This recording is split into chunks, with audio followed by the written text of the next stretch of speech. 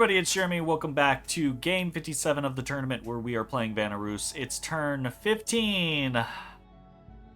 Last turn was so bad. Okay. We summoned another Firebird. Cool. We have a battle in Devon. And it's nothing. This is kind of expected. And honestly good, because we fucked up our scripting. Yike. Okay, we lose a crossbowman, we lose a line tribe, whatever. We are attacked in Cursed Land by a group of Nidbetheds and Bear Clan warriors. They're gonna take that easy peasy. Unexpected event in Ivanmore, plus 15 defense. Okay, cool. We find a sneaking unit in Belmar, a Crow Clan scout, and we have patrolled 18 filthy brigands out of Belmar. Oh. Okay. We got problems. Okay, obviously Nidavellir is Deadlands is a huge problem. You can see he threw up a temple in there immediately. Fuck. our worst nightmares are coming to fruition. We're gonna get Dom killed in 3 turns. It's gonna suck. No. Okay. We're putting scouts along the supply line, so we know what we're dealing with. I still believe that he does not have the forces to fight this stack here. So we're immediately going on Deadlands. We have to take care of this problem.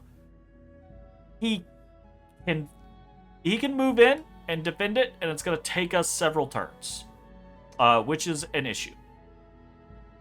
We have options from there, depending on what he decides to do, right? And we're gonna have to be very particular about those options.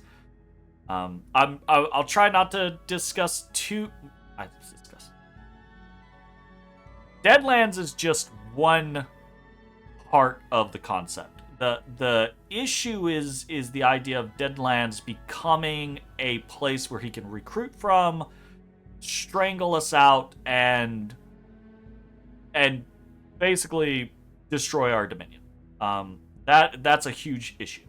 So sitting on Deadlands, getting rid of Deadlands is a massive priority. But going on Deadlands, if he puts forces back in there, it does open up Gentle Woods if it's not protected, right? So we are not being idle down here. We're continuing to recruit. We're continuing to research, right? Our power is growing.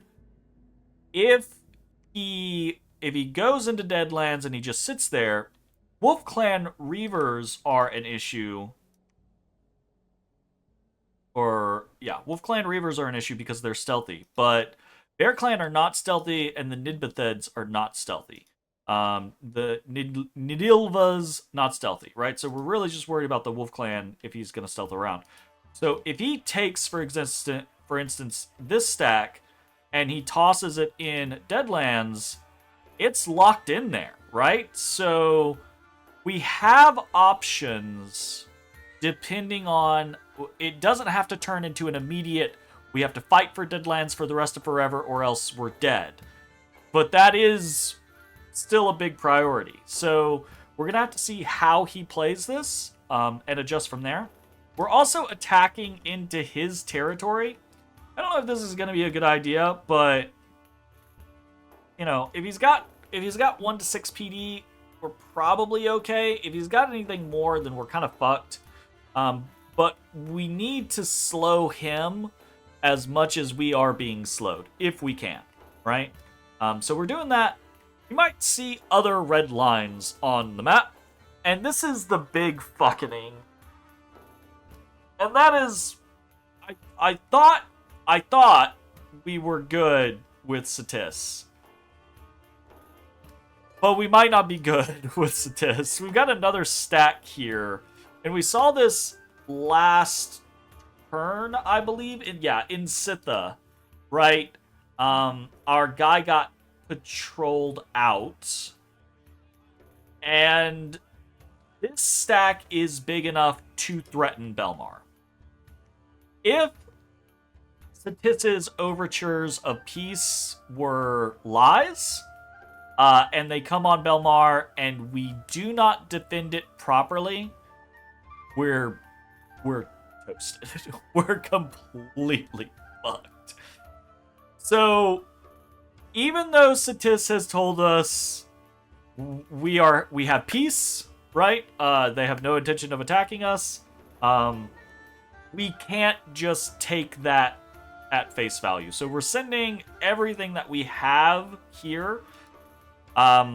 We've got a fair amount of wolf tribe or horse tribe. We've got a fair amount of lion tribe. We've got 25 PD, and we have our herdmen on both flanks with attack rear. That is because herdmen get chopped up just like anything else against elite warriors. So we would prefer our herdmen not face off against elite warriors and instead go into the flanks and hopefully get into the archers and just metrically destroy them, and route the overall scenario. While hopefully horse tribe, lion tribe, more horse tribe, a smattering of other shit just kind of like blocks/stalls the elite warriors. I say blocks/stalls the elite warriors, but honestly, elite warriors, they don't have helmets. They only have protection 10. They have 13 HP. They have no shields, right? They are very killy, but they're not actually very good against arrows. And the amount of arrows that we have here should make a difference, right? We're sitting at 45 with these. This is going to be another 25-ish, another 30-ish, right? So we've got a lot of arrows coming out. I think it will make the difference. The problem is if this is just a really big overreaction from me, and Satis is just like, yo, I was just taking White Waste, and now I'm moving on elsewhere, right? Then we have moved 31 Chud herdmen to the east side of our territory when they really need to be going to the northwest. So this is all very fucking and I'm very sad and stressed and we're recruiting more heavy cav. We're gonna try to pick them up this turn. We're recruiting more Atavi archers. We still have that Viedma coming out. More Lion tribe archers, more Horse tribe archers. Rebidding on Magnus's crossbows because they should be useful for us. This is rough. This is very dire straits. We're down to 1, 2, 3, 4, 5, 6, 7, 8, 9-ish real provinces. I say 9-ish. We have 10. 9-ish that we're actively trying to hold. This is probably going to be immediately taken back. And it's turn 15. This is rough. We still got indies all around us. We just do not have the time and wherewithal to potentially lose units fighting indies, especially since the other side is that we're doing full recruitment every single turn. We're recruiting indies ourselves in various locations.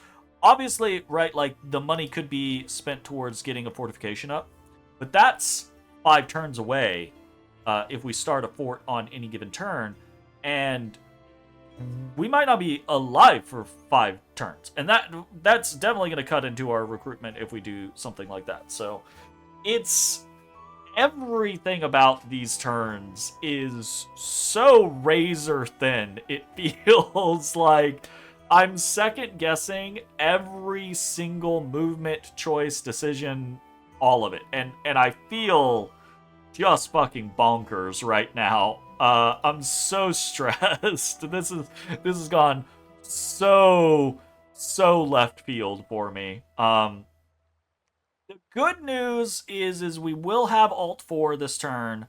And going up to Con 5 with the rate at which we're increasing our research speed should not be that bad. And we have 1, 2, 3 Air 2s already. It's only 3. Having 5 would really be ideal, right? Because if we can get to 5 Air 2s and be tossing out 10 air elementals in a fight, that could make a big difference in the long run. So, oh god, this is everything about this is just freaking me the fuck out. So, a lot is up in the air.